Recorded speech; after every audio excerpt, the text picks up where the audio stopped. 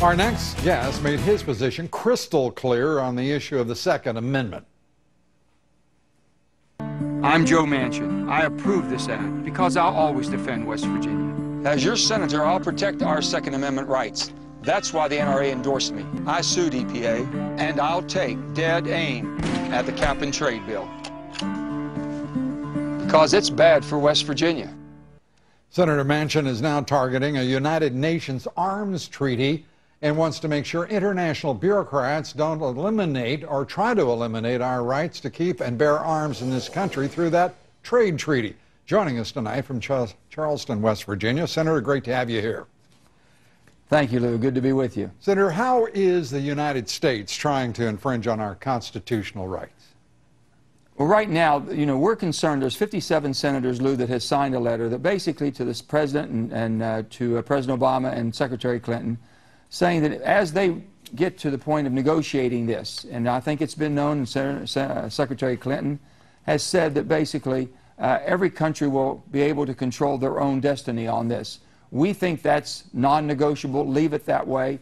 I don't want 190 other members of the UN making decisions on what we can and cannot do with our rights. I'm a proud gun owner. I'm an NRA member, but I'm a proud gun owner, as most West Virginians. And we protect the Second Amendment rights.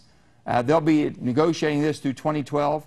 Then it'll come to the Senate in 2013. We've sent a message loud and clear to the President that will not fly or be ratified if they tamper with our Second Amendment rights. Well, the Senate has the right to ratify any treaty, surely, that, and it's sort of interesting is you don't send a note to the UN. You have to send it to the President of the United States. You must think he's part of the problem, not the solution. Well, I think we've sent a message loud and clear to him that this is very special, very sacred for all of us.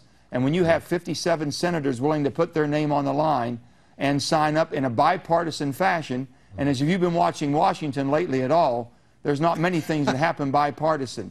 This is totally bipartisan, Lou. Yeah. Well, we saw one thing happen that was bipartisan. That was that vote in the House that was as bipartisan as it gets, I think, to break through there because it wasn't going to happen otherwise. Let me ask you this. The idea of infringing, this administration's made it clear, attempting through treaties with Mexico, attempting through its Justice Department initiatives with Mexico, and particularly along the border, that they just really don't care much about Second Amendment rights of the American people. What makes you think that they're going to relent just because 57 senators said, we don't think so much of what you're trying to get done here, Mr. President? Well, I think he knows that we're very vigilant on this and we're very serious about this, and we've sent this letter well in advance, over a year in advance, to let him know how we feel.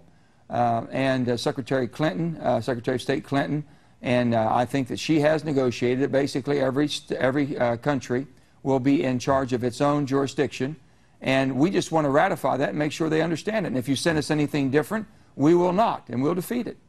Well, Senator, I'm also a very strong supporter of the Second Amendment. I think I should disclose clearly and unequivocally, I'm a member of the NRA as well, and the country appreciates your vigilance on this issue. It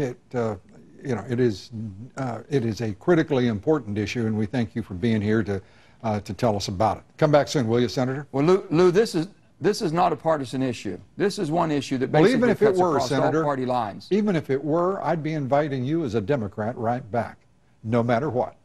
Thank you very much, Senator. Senator Joe Manchin. Thank you, sir. Up next, thank you, sir.